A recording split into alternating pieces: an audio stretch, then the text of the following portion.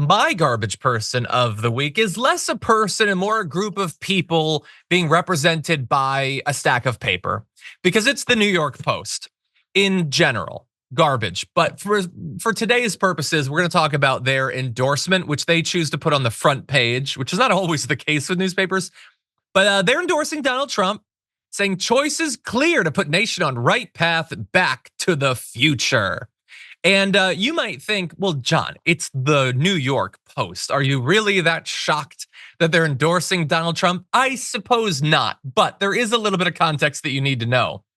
They were actually willing, which not every right-wing rag was, in the wake of the insurrection, to criticize Donald Trump, and they did. And they did so very specifically getting to the point of whether he's fit to ever lead this nation. So I'm gonna read for you what they previously at the New York Post said about Donald Trump. And remember that just 2 to 3 years later, they're endorsing him for president once again. They put up this headline: Trump's silence on January 6th is damning.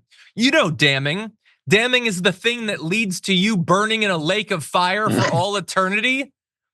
Anyway, as his followers stormed the Capitol, calling for his vice president to be hanged, President Donald Trump sat in his private dining room watching TV, doing nothing for 3 hours, 7 minutes. There's been much debate over whether Trump's rally speech on January 6th constituted incitement. That's somewhat of a red herring. What matters more, and has become crystal clear in recent days, is that Trump didn't lift a finger to stop the violence that followed. And he was the only person who could stop what was happening. He was the only one the crowd was listening to. It was incitement by silence, which is actually not a bad turn of phrase. Well done, previous New York Post writers. He thought the violence of his loyal followers would make Pence crack or delay the vote altogether. To his eternal shame that he will experience eternally again as he burns in a lake of fire.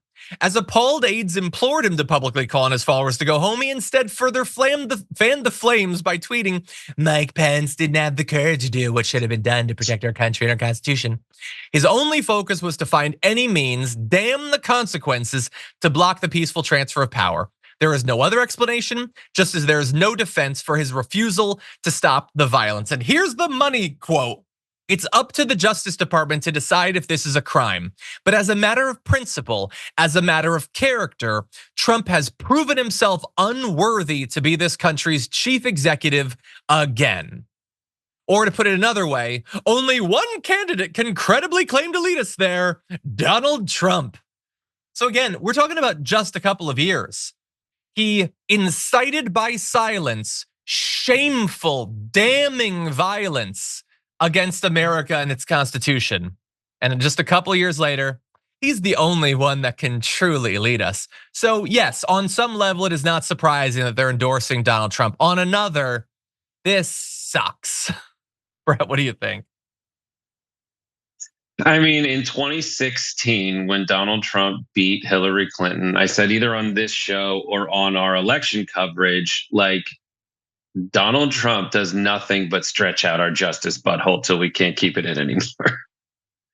And this is it. Like, at that day on January 6th, our sphincter of what we could withstand was tight enough that when Donald Trump did this, even the New York Post was like, get it out! In that can, ow! And they thought they were done with the ramrod of Donald Trump, because they thought they could finally be like, I'm done, it's past, it's gone. But 4 years later is just enough time for them to just loosen back up and be like, I gotta take it. That's it.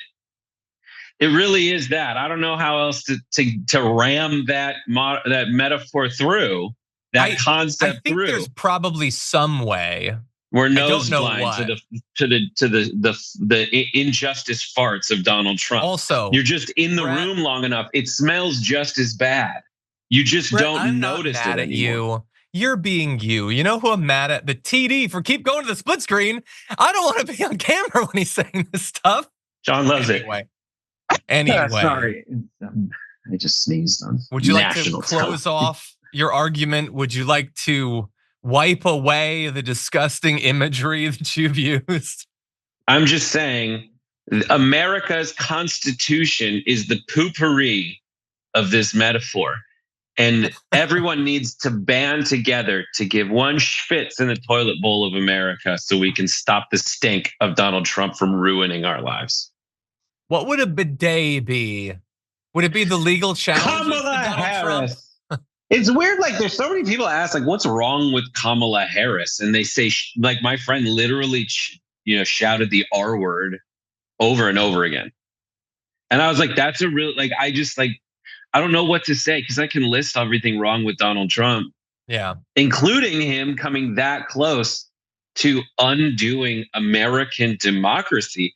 And you just put nose plugs on and go straight through with your life, pretending that Kamala Harris stinks worse, but you don't actually have an argument.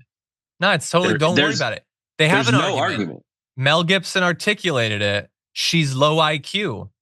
They get to use the same get out of thinking free card as Donald Trump.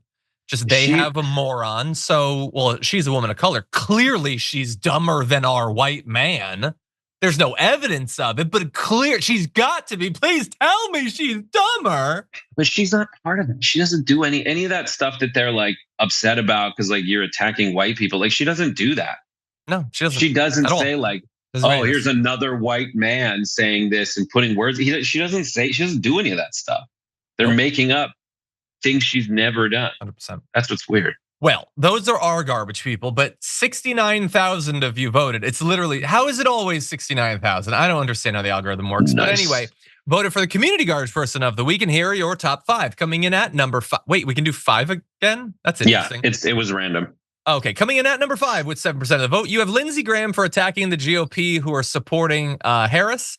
Oh, sorry, actually number 5 is Laura Trump for defending Trump's racist comments, before the garbage thing or the you don't need 60,000 to pay for an effing Mexican to be buried thing. Good work, Laura Trump. Lindsey Graham is actually number 4 for that reason.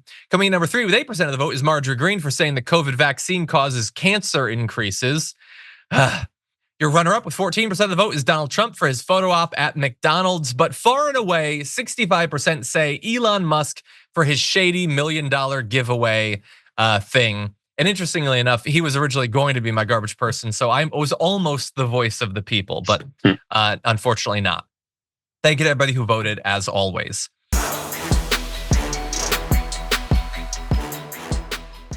When you click the join button and become a tier 2 member, you get access to all of our weekly top 10 lists. What are you waiting for?